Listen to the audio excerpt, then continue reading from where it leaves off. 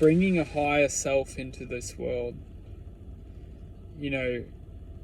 it's a really beautiful thing to bring a higher self into this world.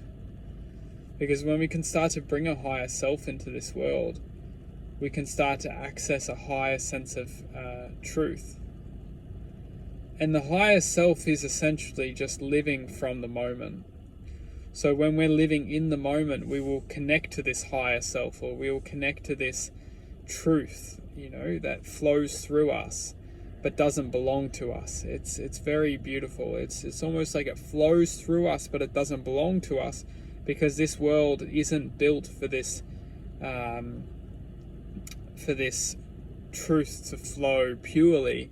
This world is built to harness this energy and to manipulate it, and to squeeze the goodness from the fruit, and then use that input in other ways of existence. So it's not to get worried or stressed of what are we really doing here and why, because it's a beautiful question. Because when we're only accepting, we become ignorant to our infinite truth. By becoming accepting, we can actually access the infinite truth, because we accept what we don't know, rather than only be taking information and believing it to be true.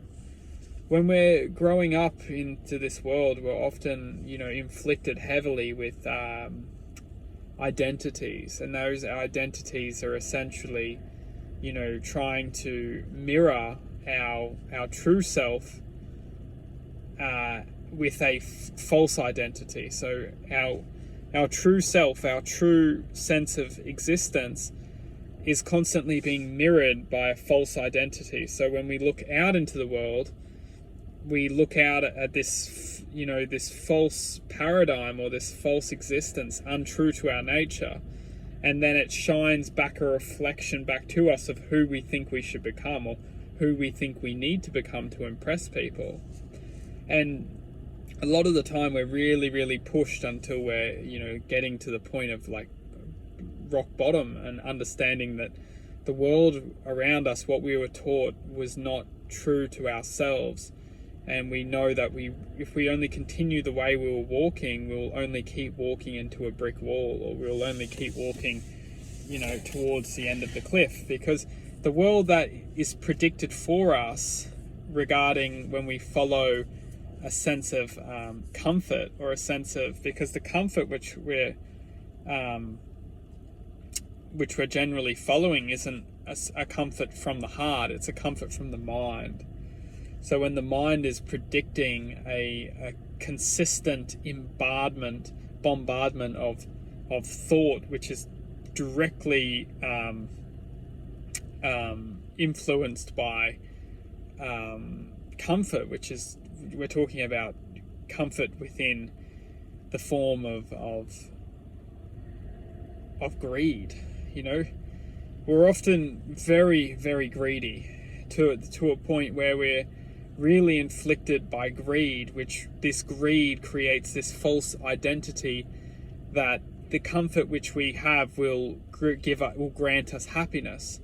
But this is the ultimate delusion that the world is painting.